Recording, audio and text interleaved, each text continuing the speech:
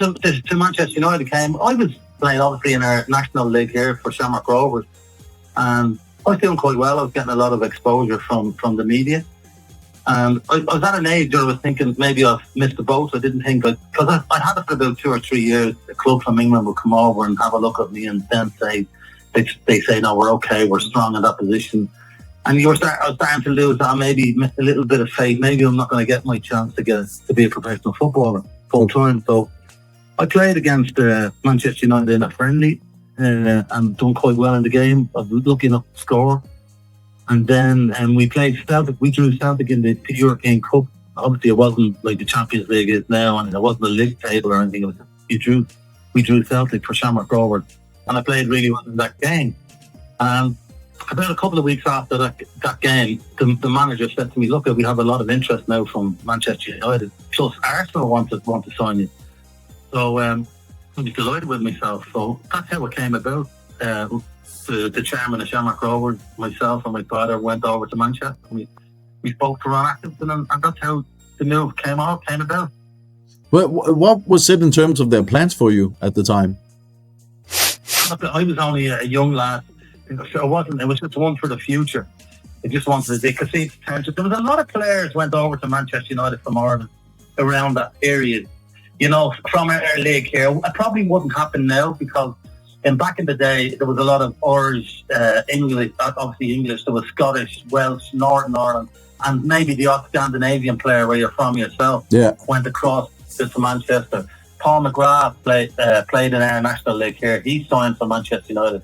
The likes of Jerry Daly before him, Mick Martin, Ashley Grimes. There was an awful lot, Kevin Moore, and there was an awful lot of players. So that's one of the reasons they didn't sign me to start in the first team straight away. It was just like, you're one for the future. We can get him up and running, maybe a good player, maybe for the following season. You know, that's the way I was looking at it. Yeah. Did it help you having Stapleton and Moran and McGrath there? Yeah, it did. Yeah, it helps you settle in anywhere when there's someone from your own country. And there was quite a few, not just in the first team. There was a few Irish lads in the reserve team as well, and in the youth. So we all kind of mingle together, and that kind of helps. That helps you in to stop your homelessness, really. Yeah. Were you starstruck when you arrived? Or were you too old for that at that time? No, I tell you what, I was very lucky that I had made my international debut for Ireland, playing for Shamrock Rovers. Jack Charlton's second game, they played against Wales in the first game. In the second game, they played Uruguay. And he was obviously trying to promote our league as well in the League of Ireland. And the journalist here was saying, hopefully Jack will pick a couple of players from our league here to represent the Republic of Ireland. And he did. He picked 3 of us. And 2 of us were lucky enough to get a start. And I was one of them. So I'd made my international debut. And then I went to a tournament in Iceland in May. And Jack picked me for that as well. And that's where I got to know Paul McGrath more and Trent Stapleton. So when I went over to the UK in October 86, I already knew them. So they couldn't help me. I knew what they were. So I wouldn't say I was starstruck, but it was great that I knew some players that I actually played with for Ireland. Yeah. How about Bryan Robson as a player and as a captain? How did you find him? Absolutely. I didn't realise, and you know, you watch him on TV when I was younger and stuff, and you see him, and he was such a super player. But I didn't realise how good he was till I actually trained with him every day and seen him every day and seen him playing every week for Manchester United. Because I don't think he ever had a bad game. He had everything in his locker. Really, he could get up and down the park. He can defend. He could attack. His passing ability was very good. He's tenacious in the tackle. So for me, he was an all-round player, and he was one that I would look up to and say, "Oh my God, if I'm half the player he is, I'll be doing okay." How did you find the step up from Shamrock? You made 9 appearances that season, which you also write in the book. How did you assess your first campaign? And again, I went in there not to be playing in the first team as quick as I did. But I just got my head down. I was coming from a part-time outfit into a full-time. So you need to get yourself up to speed. You need to get fitter. You need to get stronger physically and mentally. So when I was playing well in the reserve, I went on a trip to Bahrain with the first team. I was doing so well in the reserves. Alex Ferguson said, "We're going to Bahrain to play in a game. you're coming over with the fourth team, and I might give you a run out. And he did. He gave me a run out. One of the players got injured, and this was in December. And he said to me, he called me on the way back on the flight, and he said, I'm going to be starting it this Saturday. So I made my debut on the 20th of December, 2 months after I signed. And that was, I didn't think I'd make my debut as quick, which I was obviously delighted I did. Yeah. How about the Atkinson sacking? How did you take it personally? You'd be disappointed because I was his last signing. Yeah. You know, and I used to joke with the players, God, I must have got him because you're just when you're signing him. Yeah. But no, as I said to you, I was going for the future. But I mean, back then, managers got a lot more time than they do now. And he was there for a few years. And I mean, he won the FA Cup, I know that. And he won a couple of FA Cups. But they obviously wanted to win the league. And that wasn't happening. And the team went through bad form there. And obviously supporters didn't like it. The board didn't like it. And they thought a change was inevitable. And that's what happened. They needed a change. And that's when the new man came in. Yeah. You were basically there for the transformation from Atkinson to seeing Fergie appointed. How do you look back on that personally? That time. Yeah, the new manager comes in. You don't know anything about him. I didn't know. I knew he actually did say to me when we were playing for Shamrock Rovers in Ireland that he hadn't even watched. So that was a good thing that he said that. He said, "I'm glad you've come on board." Yeah. So I was delighted with that. So he must have seen something in me as a young player playing over in Ireland. But when he came in, I didn't know anything about him. Obviously, the only bit of information we got was through Gordon Strachan, who had played with him at Aberdeen.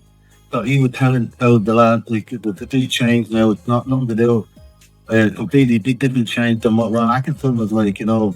He's a different player, he's obviously completely different manager. One thing done right, like most managers, but he said, you'll find out for yourself in due course. And we did. And look, it took a while for him to get success, but you could see he had that aura about him when he came into the club. You know, he had a vision for the club, and he needed to be given time to change things around. And lucky enough, in the end, it did happen for him. Yeah, but how did senior players take to Ferguson at the beginning? Yeah, I think they all took to him. That's what footballers do. Like they have to buckle down and get on with it. Yeah. They can't feel sorry for themselves because another manager has gone. They have to again prove to a new manager how good they are. You're not guaranteed to be playing in the team. You have to go and earn it. So, I mean, they have to get out and work hard. And I think when Alex Ferguson came in, he said he's going to give everyone a chance. So, I mean, the senior players there, obviously, they were playing every week. So they just have to step up a gear again. Is it true that he sought to clear out some of the senior players like Strachan you mentioned before, McGrath, Moran?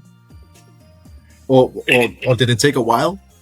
Well, it took a while because I don't think Paul or Gordon went to 89 and Alex Ferguson took over in 80. Yeah, okay. You know, Kevin Moore could have went in 88. But and Frank then all went at the end of the season, Frank Stapleton, and he went to Holland, I think. Yeah. So, yeah.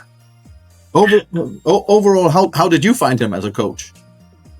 I found him great, to be honest with you. Yeah, I really did. I got on really well with him.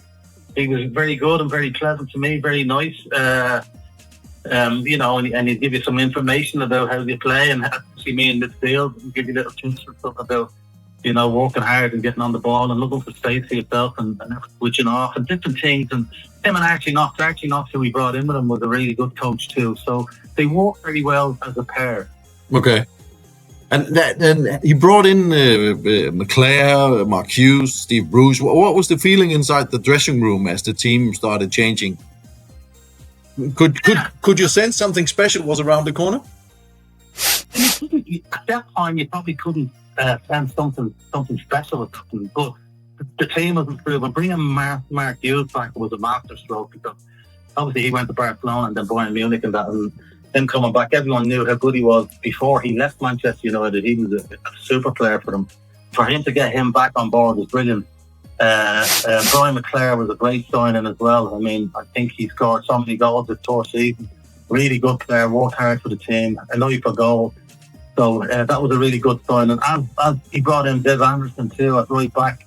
And people were thinking, Bill was coming to the end of his career. But he was great around the place. he played really well in games too. He was a great communicator, great talker with the players, give people information on the ball and stuff. And he was good around the place for you know, to get everyone a bit of fun and stuff, you know. But he's very serious as well. Yeah. You left just as players like Lee Sharp and Lee Martin and Russell Beardsmore, Mark Robins were breaking through. Were they a talented group? That first generation of Fergie youngsters.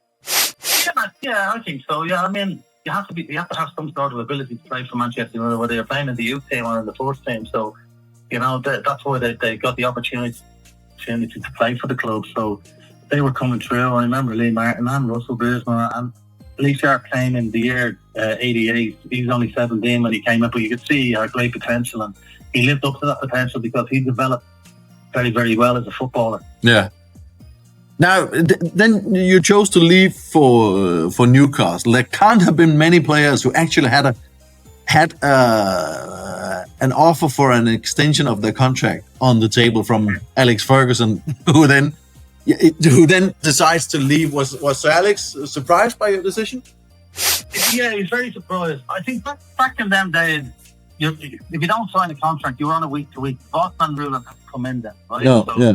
You're on a week. He offered me a new contract. The money was poor anyway. But because I was playing for Ireland, I think I was entitled. He knew what I could do as a player. I didn't want the money that Bryan, Robson or all the top players were on.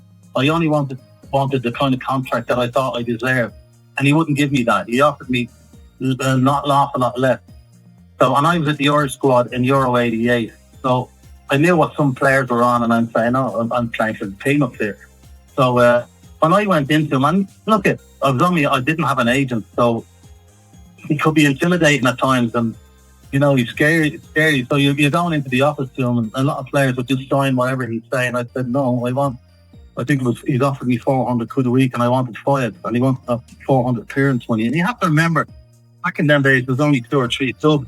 I think there was 3 subs, and one of them was a goalkeeper. So you'd have 2 outfields, 2 subs, and what was like the big squad you are now. So no. It was really difficult to get into that squad. So I said, no. I was on a week-to-week contract for 4 months. And my wife, we just had our first child in October, so I needed security. And I started getting into a panic mode then. Because, look, managers do what managers do. You don't sign for them, okay, I'll try and sell them. I'll net them about, I'll try and sell them. And a few clubs came in, but I wasn't interested. So I just put my head down, played well in the reserves, and he decided to put me back into the first team. So I played well in a few games. I played my last game against Aston Villa at Old Trafford. I got one of the man of the matches, and I played really well in the game. So, and it's all in the newspapers on the Sunday. Why is he still on a week-to-week contract? And then he bring it in on Monday and say, don't mind what you read in the paper. Like, that contract's still there. So they're going to give me, I only want 500 a week. You know, when you compare it to what they're on now, yeah. 500 down, my God. You know, so he dug his heels in, I dug my heels in, I said no. So Newcastle called me, gave me a call at my house, and they said, look, will you meet us? And he said, we're entitled to speak to you because we're on a week-to-week contract. So I said, okay. I said, I'll meet you between Newcastle and Manchester. So we met in Leeds at a service station, and they just offered me, yeah, it's funny, isn't it? No age. And they just offered me a 3-year contract, nearly triple my wages. I had security, a good signing on fee, and everything was, I couldn't believe I thought I won the you know, that kind of yeah, of course. So I was delighted with the contract. So I couldn't say no, you know. So that's one of the reasons and plus the fact is, Jacob, I wanted to have a better chance at playing 14 football. I knew at Man United there were players coming in all the time. There's an awful lot of players I found at Manchester United just happy to be there, to play in the reserve, to be happy at Manchester United. They don't want to better themselves. So they're just happy to play in the reserve and get the odd game in of 20 maybe. Whereas I went to England to play 14 football. I didn't go to play in the reserve.